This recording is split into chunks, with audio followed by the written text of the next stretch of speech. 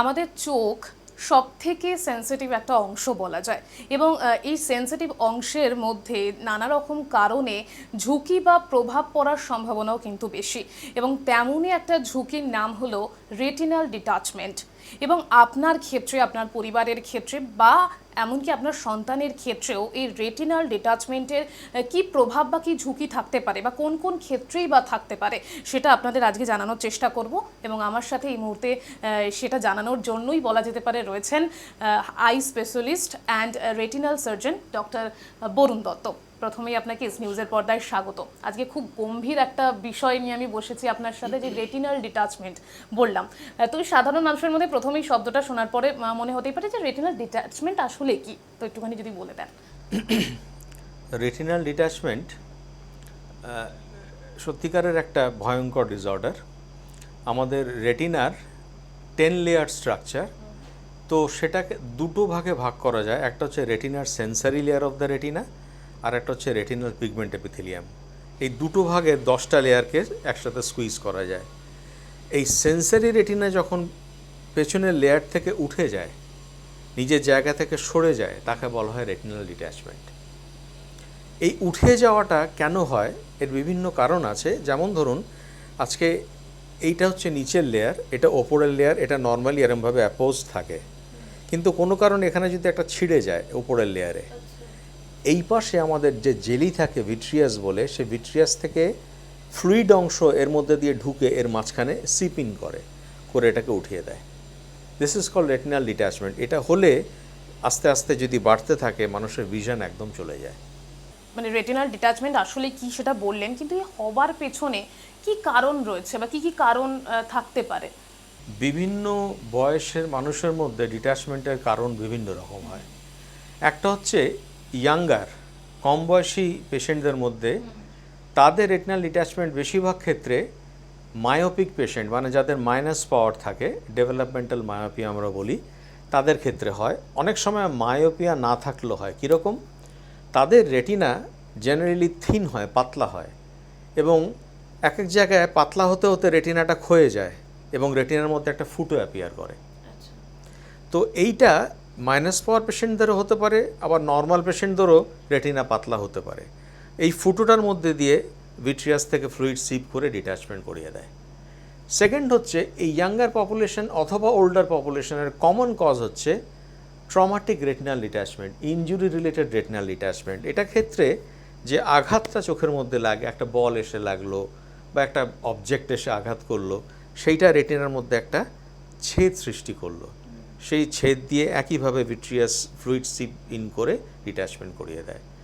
বয়স্ক লোকের ক্ষেত্রে এটা সচেতন বেশি থাকা উচিত। সেটা হচ্ছে নর্মাল পেশেন্ট যার কোনো হাই মাইনাস পাওয়ার নেই, কিচ্ছু নেই, অনেক সময় তাদের এই যে জেলিটা আমরা বললাম, রেটিনা এরকম দুটো লেয়ারে থাকছে, 10টা লেয়ার দুটো লেয়ারে স্কুইজ করা আছে, এখানে ভেতরে ভিট্রিয়াস জেলি আছে। এই জেলিটা কন্ট্র্যাক্ট করে একটা বয়সের পরে। যেমন আমাদের চুল পাকে, চামড়া কুঁচকে যায় বয়স হলে, ঠিক তেমনি রেটিনাল ভিট্রিয়াসটা কন্ট্র্যাক্ট করা, ভিট্রিয়াসটা রেটিনা থেকে ছেড়ে আসে একটা বয়সের পরে। It is a symptom of aging. যখন ছেড়ে আসে তখন রেটিনার ওপরে টান পড়ে, এই টানের চোটে রেটিনা কোনো জায়গায় ছিঁড়ে যেতে পারে। এটাকে বলে ট্র্যাকশন রিলেটেড রেটিনাল ডিট্যাচমেন্ট। আবার আর একটা রকম ট্র্যাকশন আছে which is common in diabetic retinopathy. যাদের লং স্ট্যান্ডিং কমপ্লিকেটেড ডায়াবেটিস বা আনকন্ট্রোল ডায়াবেটিস আছে, তাদের ভিট্রিয়াস জেলির মধ্যে ব্লিডিং হয়, রক্তপাত হয়ে তাদের ভিট্রিয়াস জেলিটা ট্র্যাকশন করতে পারে রেটিনাকে, করে ডিট্যাচমেন্ট ঘটাতে পারে। এরকম বিভিন্ন কারণ আছে, তাতে রেটিনাল ডিট্যাচমেন্ট হতে পারে। কিন্তু যদি সাধারণভাবে আমি এই প্রশ্নটা করি যে বাচ্চারা তো খেলাধুলা করে এবং খেলাধুলা করতে গিয়ে খুব জোরপূর্বক ধাক্কা খেয়ে কোথাও পড়ে গেল বা কোথাও আঘাত পেল পড়ে গিয়েই, তো সেখান থেকেও কি এই রেটিনাল ডিটাচমেন্ট হওয়ার কোনো ঝুঁকি থাকতে পারে? যদি চোখে ডাইরেক্ট ইনজুরি হয় তাহলে হওয়ার চান্স আছে। যদি চোখে ডাইরেক্ট ইনজুরি না লাগে, বাচ্চাটি খালি পড়ে গেল, চান্সেস আর লেস। সেই জন্য আমরা বলি যে যদি এরকম মাইনাস পাওয়ার পেশেন্ট থাকে, তাদেরকে কন্ট্যাক্ট স্পোর্টস আমরা অ্যাভয়েড করতে বলি। আর যদি মাইনাস পাওয়ার না থাকে, নর্মাল পেশেন্ট আছে, তাদের ক্ষেত্রে যদি এরকম কোনো ক্ষেত্রে হয় যে চোখে কোনো একটা অবজেক্ট রিলেটেড ইনজুরি হলো, সেক্ষেত্রে ইমিডিয়েটলি একজন রেটিনাল ওপিনিয়ন নিয়ে তাকে দেখা উচিত যে কোথাও ছিঁড়েছে না তো, রেটিনায় কোথাও ছেড়েনি তো, এটা অলওয়েজ চেক আপ করে নেওয়া উচিত। এবং এই ডিটাচমেন্টের যে ইনিশিয়াল সময়টা বা স্টেজটা রয়েছে, এই ক্ষেত্রে কিভাবে বুঝবে মানুষ, মানে কোনো রকম সিমটমস কি থাকে যাতে আমরা খুব তাড়াতাড়ি চিকিৎসকের কাছে যেতে পারি?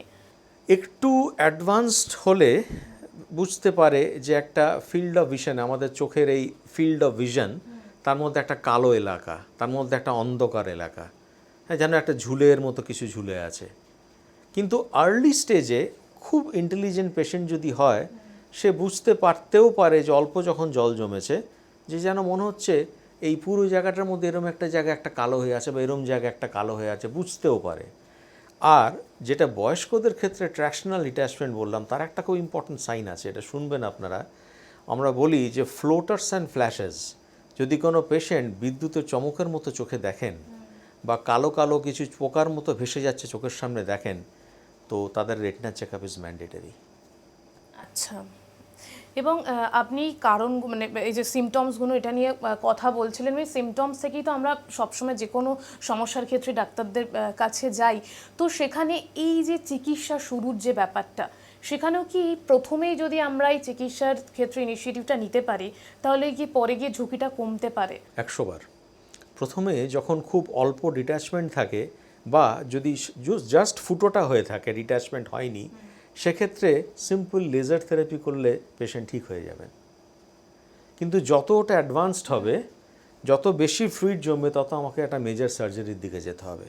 আর মেজর সার্জারির একটা ব্যাপার আছে, ফ্লুইডটা যত বেশি জমবে সার্জিক্যাল আউটকাম তত খারাপ হবে। ফ্লুইডটা যত বেশি জমে যত বেশি দিন স্থায়ী হবে, সার্জিক্যাল আউটকাম তত খারাপ হবে। So early intervention and early surgery এইগুলো খুব গুরুত্বপূর্ণ রেটিনাল। কোনোভাবে কি রেটিনাল ডিট্যাচমেন্ট হওয়ার চান্সেস কোনোভাবে বংশগতভাবে আসতে পারে বা এরকম কোনো টেন্ডেন্সি থাকে?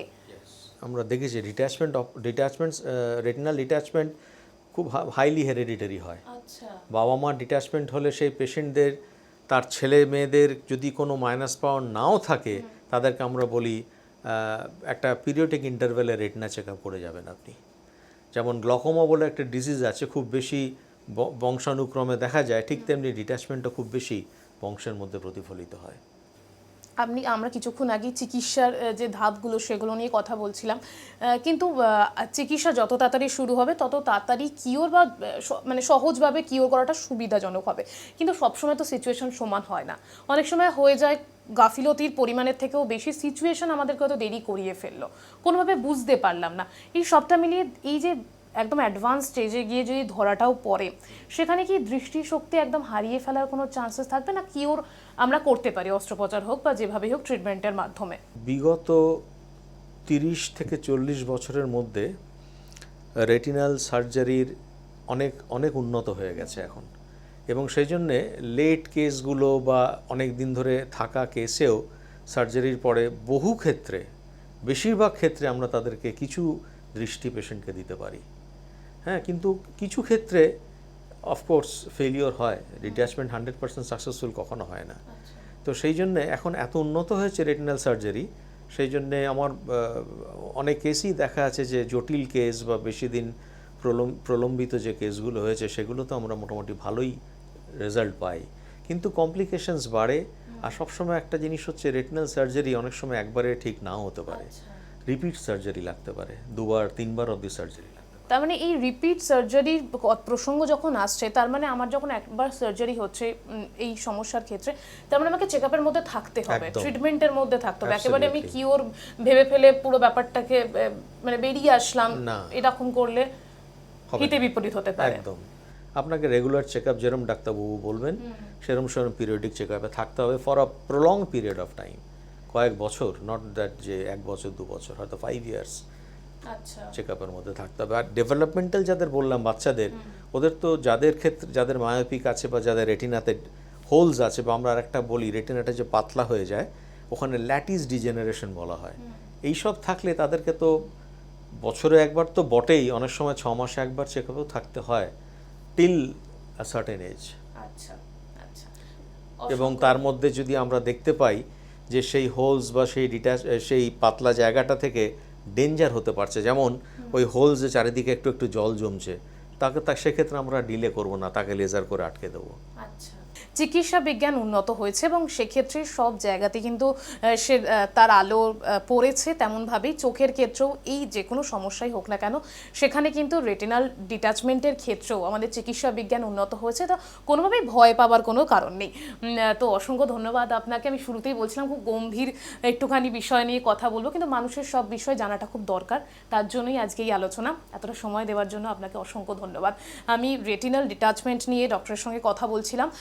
আমরা কোনো রোগের ক্ষেত্রে বা কোনো সমস্যার ক্ষেত্রে যদি প্রথমে একটু ভয় না পেয়ে চিকিৎসকের পরামর্শ নিই এবং সঠিক চিকিৎসকের পরামর্শ নিই, তাহলে কোনোভাবেই কিন্তু সাংঘাতিক কোনো জায়গাতে বা একদম কঠিন কোনো পরিস্থিতিতে আমরা পড়বো না।